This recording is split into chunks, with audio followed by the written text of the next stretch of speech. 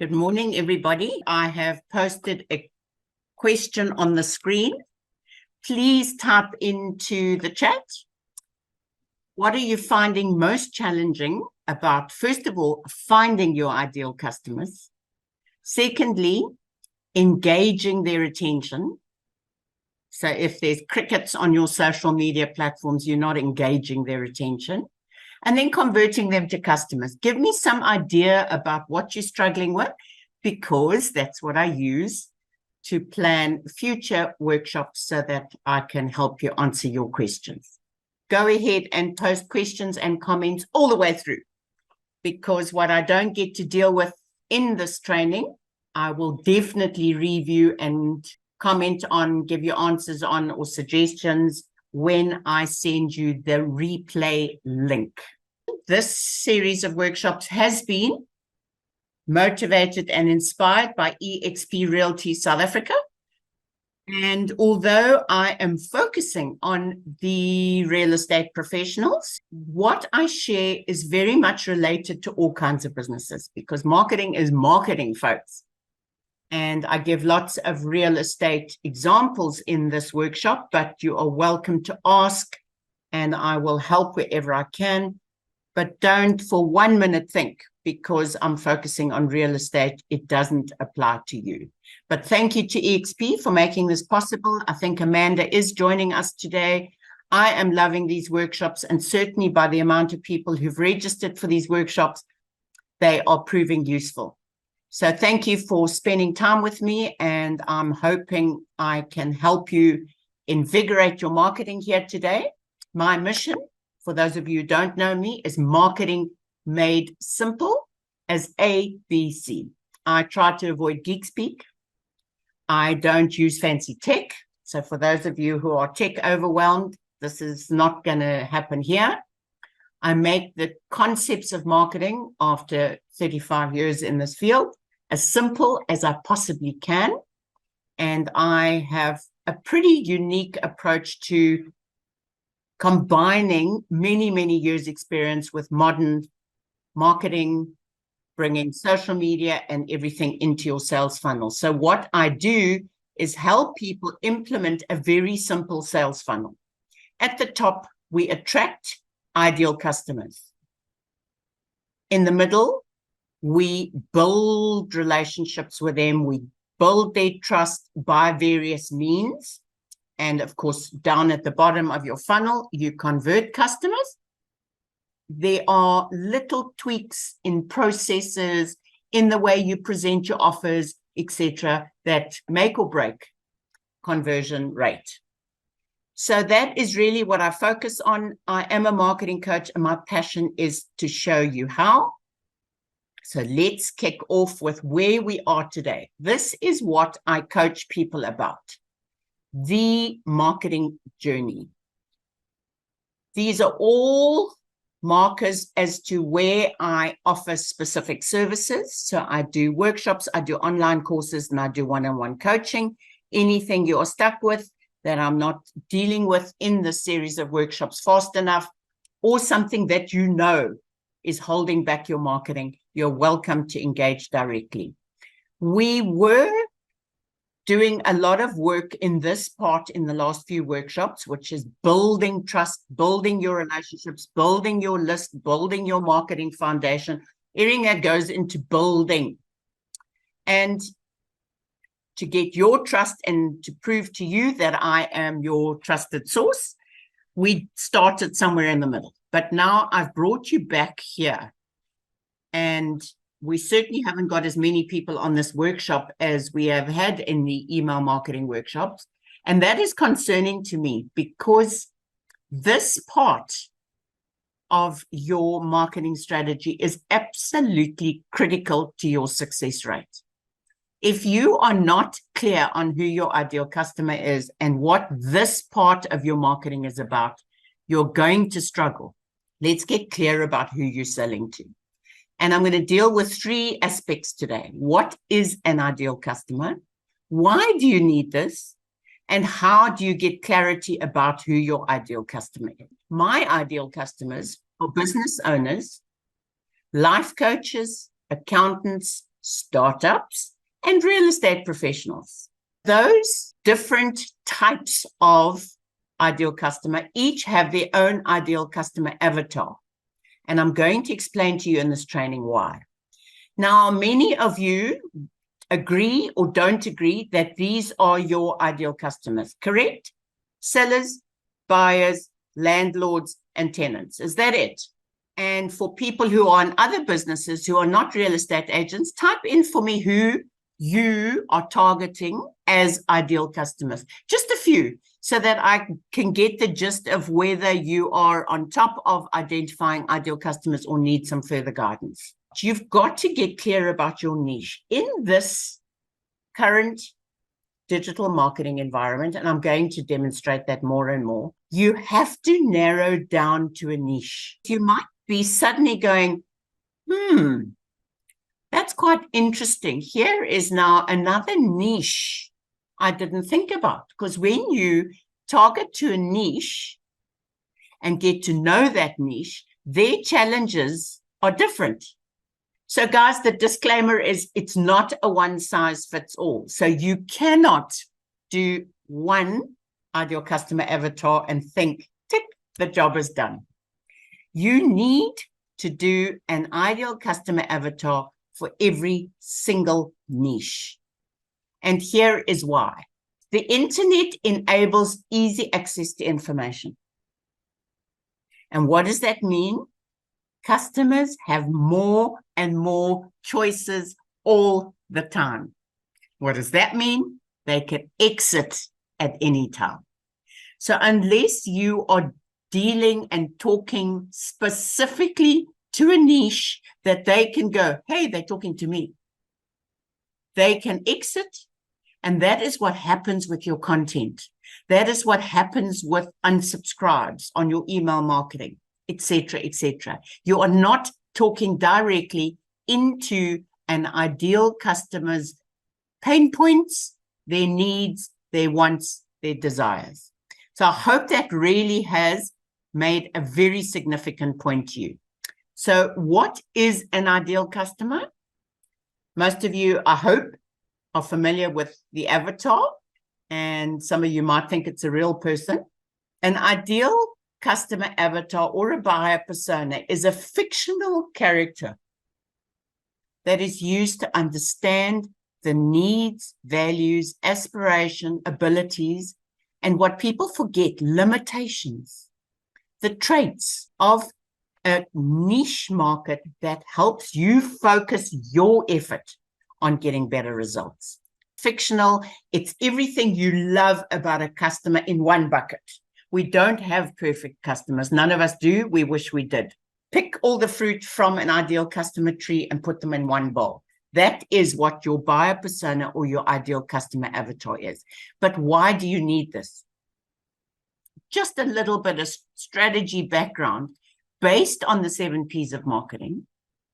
Everything improves when you know what touches your ideal customer, that niche you are targeting with your marketing. And of course, in order to do that, you have to be very clear about what they're looking for. Tastes, needs, and demands differ. People want different things. That's what makes us human. You can feed your puppy dog the same pellets day in, day out, and they love their food. But us, not so much.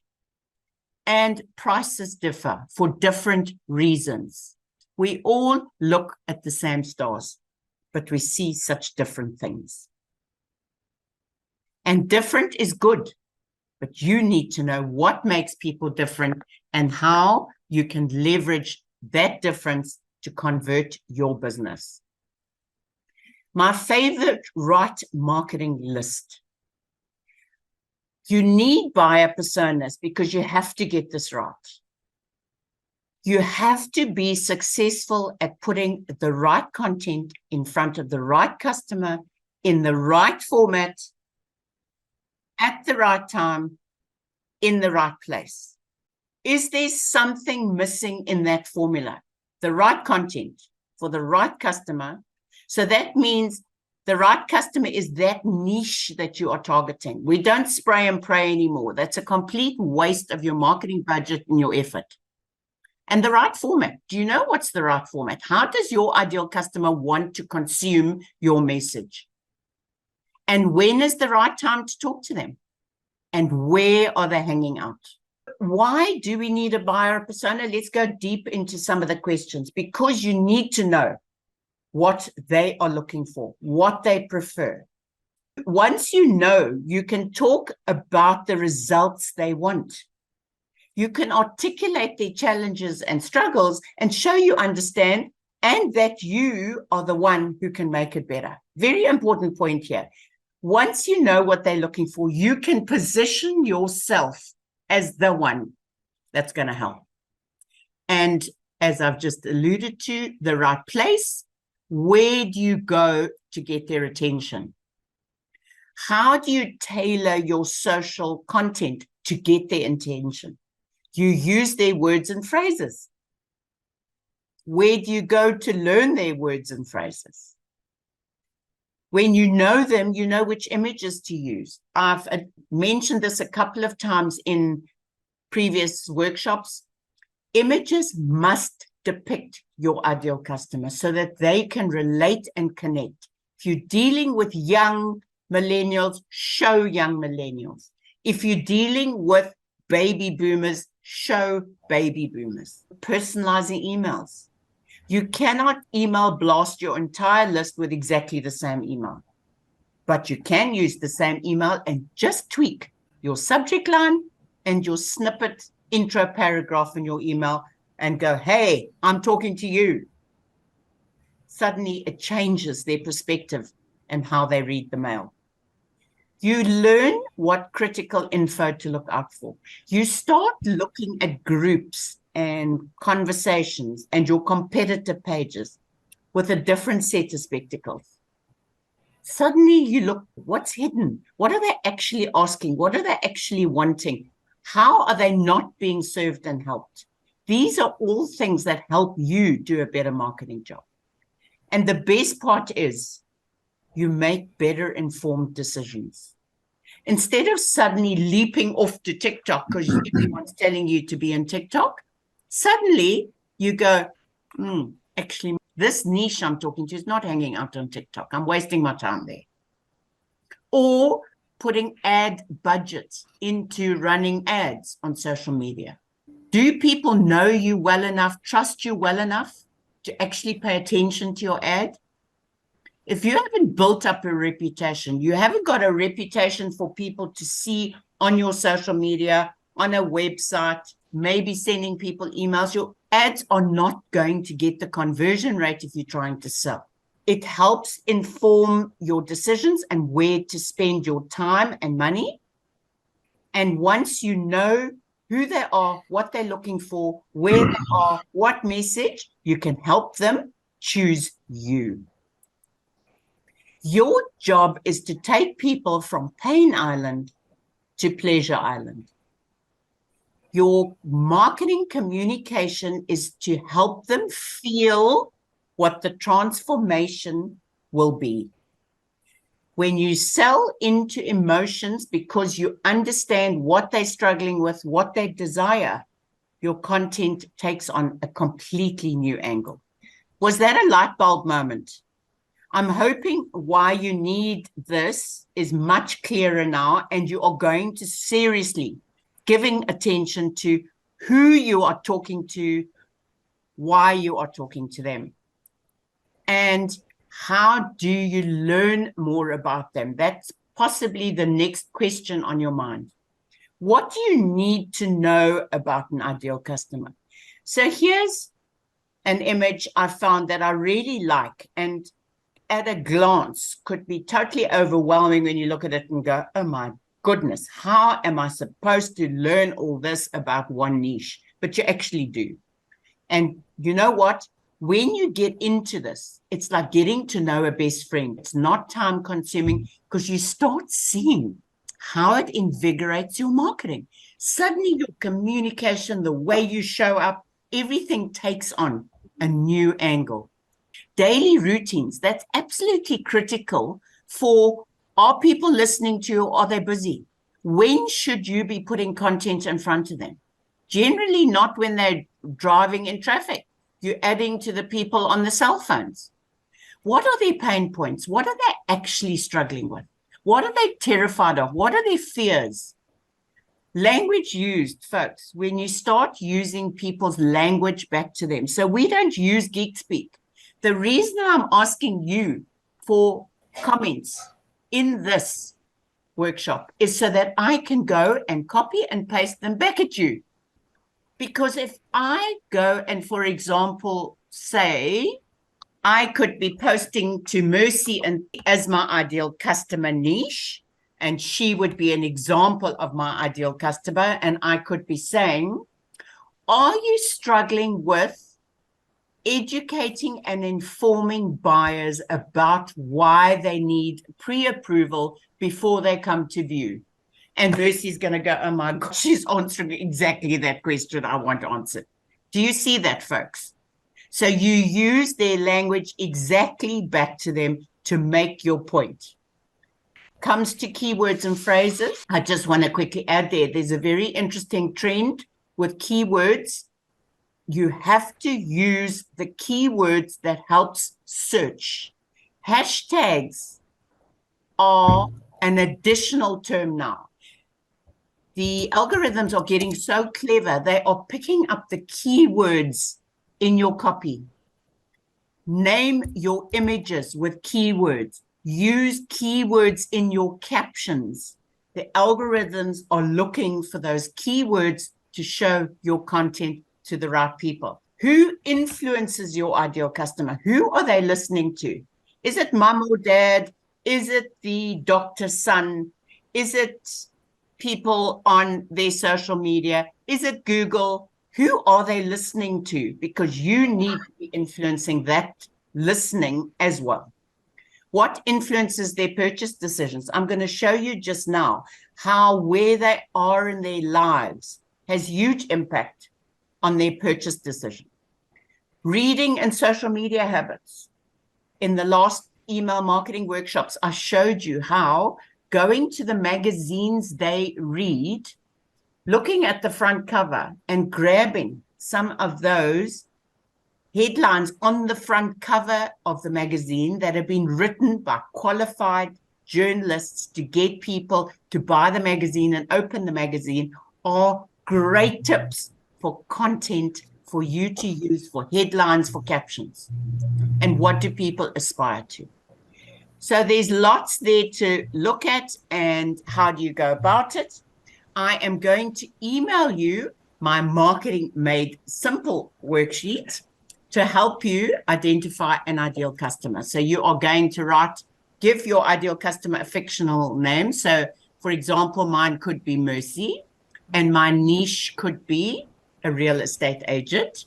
And then you leave this and fill in this whole form, and it's little prompts. And wherever you can fill it in, you fill it in. And then at the end, you come back and write their story.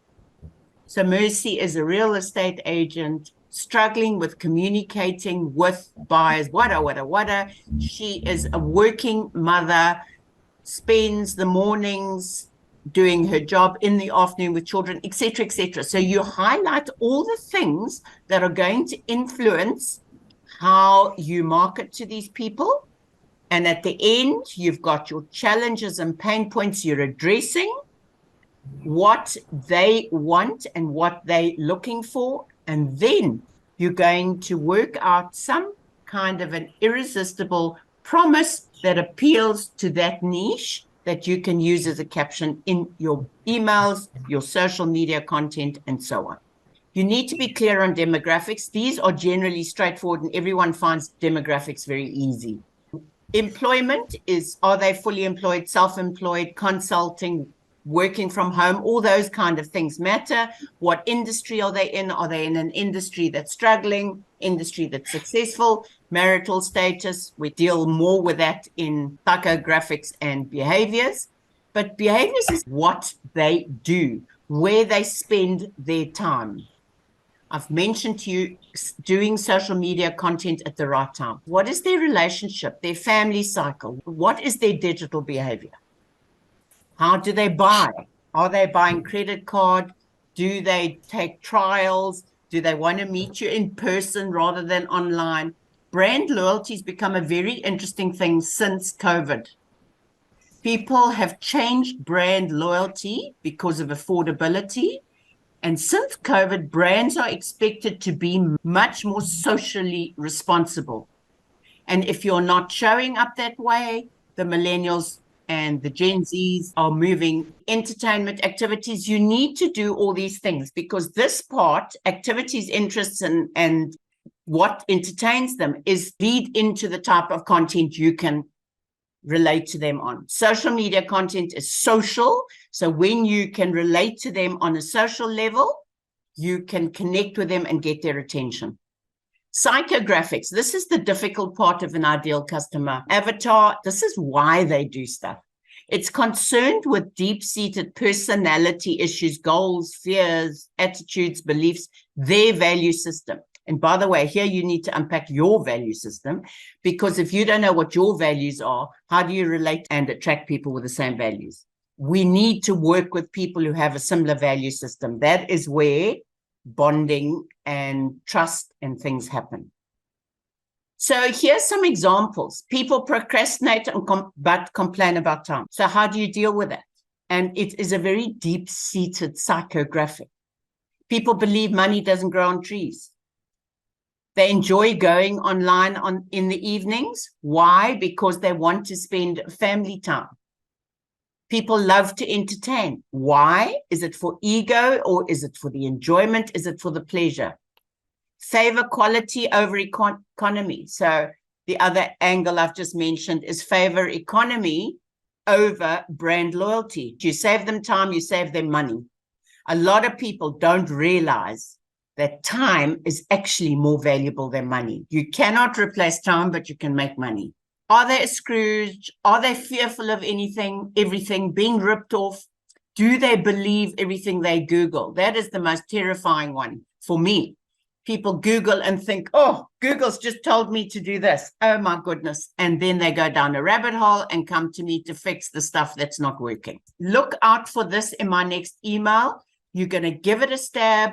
You're going to try and complete this and hopefully give me some questions. In the next workshop, we're going to unpack some of these a little bit deeper. That's where you get hold of me. Anybody that wants to engage directly, I have got a group on Facebook where I do some very generic but deeper coaching than just social media posts.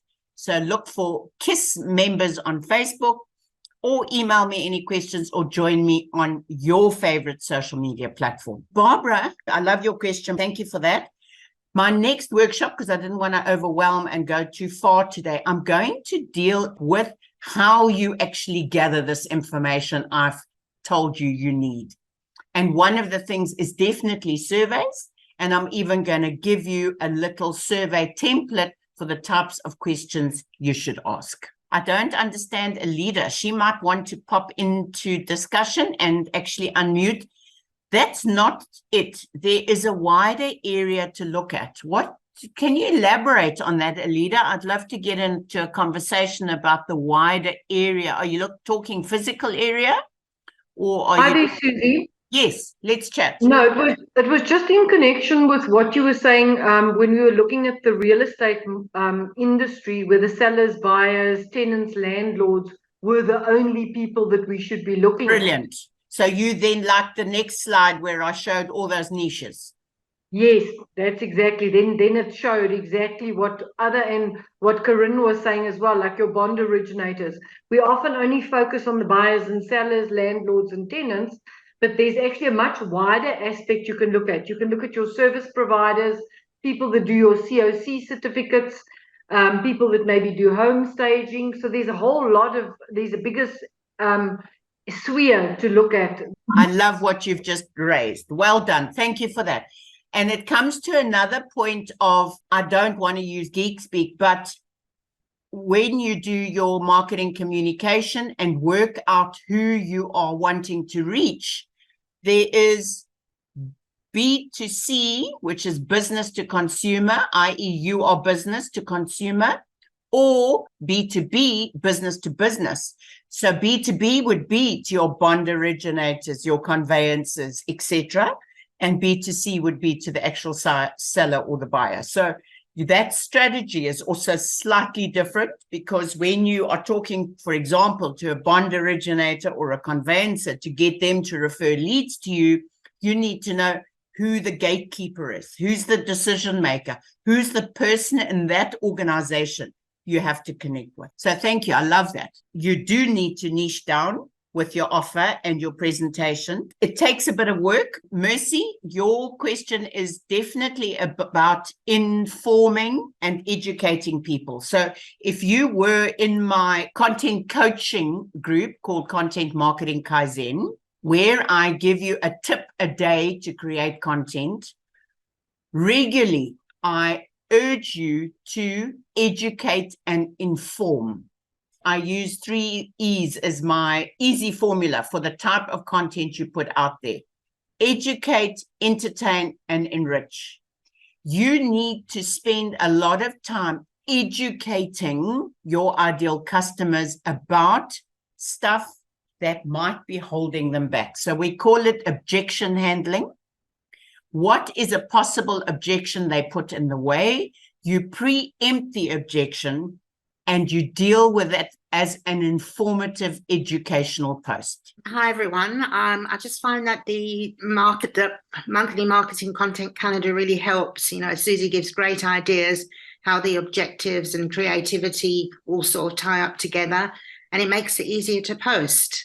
Sometimes I don't post till 10:30 at night because I get so busy, being the only one in my company. But, yeah, it's a no-brainer. So thank you, Susie. But Corinne, just a comment about this business of actually informing, because I see you doing so much more than you used to, posts to educate and inform your customers so that you're objection handling before you meet. It's a very, very important part of your content marketing. Thanks, Corinne. I appreciate you coming on. And then Louise, finding ideal prospects. You were the first one to post a question. I hope this has really helped you identify that. So possibly you looking too broad. And if you focus on one niche and dig into that niche using the template I'm going to mail you, see if that helps you, because that's going to tell you where to go and with what to go to them with. I hope you'll email me back before the next session so that I know what you were struggling with in the template and I can tweak my training accordingly.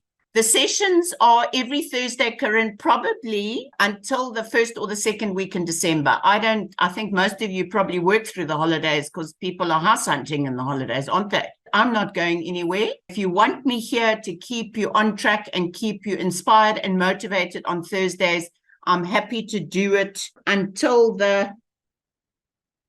either the 14th or the 21st. You can tell me, but we'll certainly carry on for another few weeks. I have got the idea, and you can maybe give me an idea here. When these trainings started, I was invited by Lee Rilifser, who does the NQ4 training for EXP, to step in for her when she had to rush overseas. And I did a fun, quick presentation about social media mistakes to avoid.